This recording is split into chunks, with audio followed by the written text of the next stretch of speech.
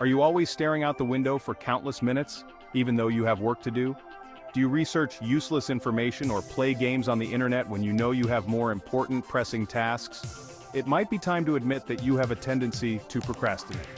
The key to managing your time more effectively is to minimize distractions, focus on the most important tasks you need to complete, and to find a reliable way of gauging your productivity. Chapter 1. Avoiding time-wasting habits. 1. Stay off the internet. With the internet rarely more than a click or tap away, it's no wonder that we constantly battle the urge to check our various bookmarked sites. When you know you need to stop wasting time and work on something, avoiding the internet is an easy way to avoid procrastinating. If your willpower alone can't keep you off the internet, or worse, if the work you need to get done involves using the internet anyway, you can install site blocking tools for various browsers. Simply turn on the application when you need to keep focused, and let the program be your willpower for you. 2. Keep your email inbox closed. A survey of Microsoft employees showed that they spend an average of 10 minutes responding to an email, and then a subsequent 15 minutes refocusing on the tasks at hand. If you really need to focus on a specific task, set an auto-reply on your email and refrain from checking it until you've finished the work. The same basic principle works for your cell phone's text messages, instant messages, push notifications, mobile alerts, etc. These distractions help us procrastinate because they often feel more productive than other time wasters, but they rarely are. Turn off your phone completely when you can if the separation anxiety from the connection won't serve as its own distraction. 3. Do all of your work on one device. Switching between a laptop to work on a spreadsheet, your phone to check an email, and a tablet to pull up a presentation is a recipe for disaster. Each time you move between devices, you likely succumb to a distraction or two, and then have to refocus yourself. As often as possible, try to collect everything you'll need on one device during a prep period before you get started, so you can work from one device as you go. 4. Write out a schedule. Most people hate the idea of keeping a complete calendar, but not all scheduling has to be this complete. When you set out to complete a specific task, take 5 minutes to make a list, outline, or applicable timetable for the task. By giving yourself a manageable time frame, you're also more likely to hold yourself to the work at hand. Using time boxing or fixed time segments for specific tasks also breaks them down into more manageable pieces, making the wide-open workday feel easier to engage with. This practice can work with everything from homework assignments to office jobs to home repairs. Try to group together tasks when you can.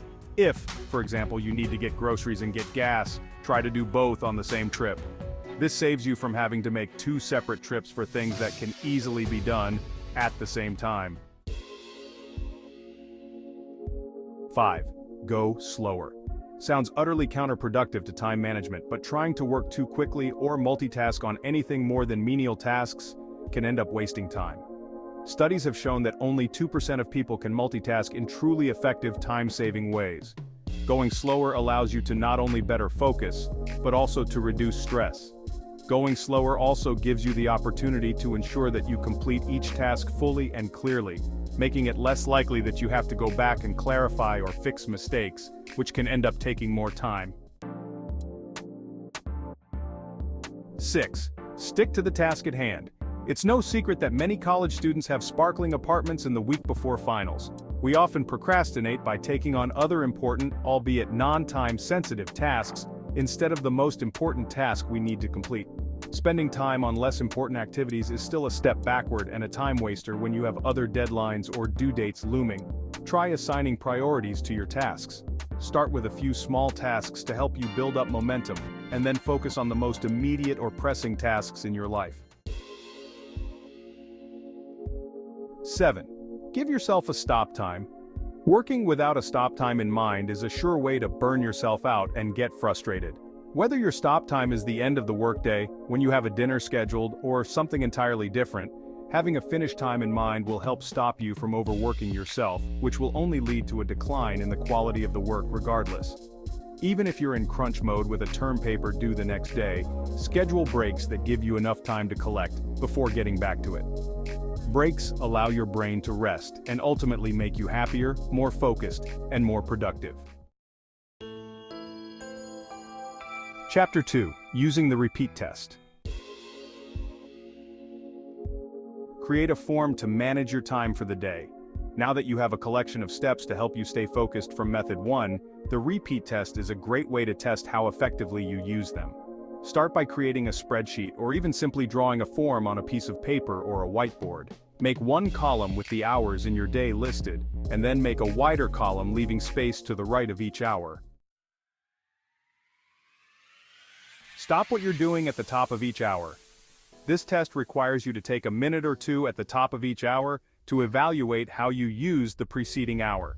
Set a timer if you need to ensure that you stop long enough to fill in the form. 3. Consider how you spent the hour. During your evaluation period, think about what you completed over the previous hour. This can be anything from an exercise routine, to studying for a test, to spending the hour in front of the television. Be honest with yourself regarding how you spent the hour. 4. Ask yourself if you'd repeat the hour.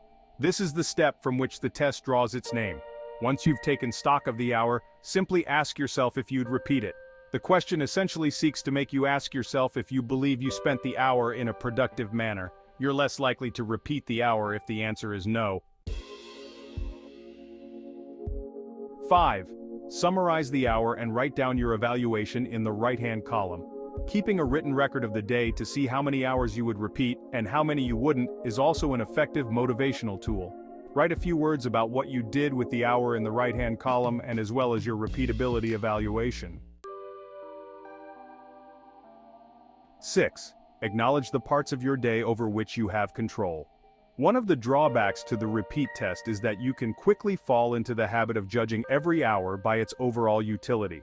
A class where the instructor doesn't cover new material, an unproductive work meeting, and other parts of your day can start feeling like frustrating time wasters in themselves. Try to remember that you don't have complete control over every hour of your day sometimes, and that meeting an obligation, such as being present for the unproductive meeting, can still count as a necessary portion of your day. Remaining flexible is important in all aspects of your life, including your fun and relaxation time.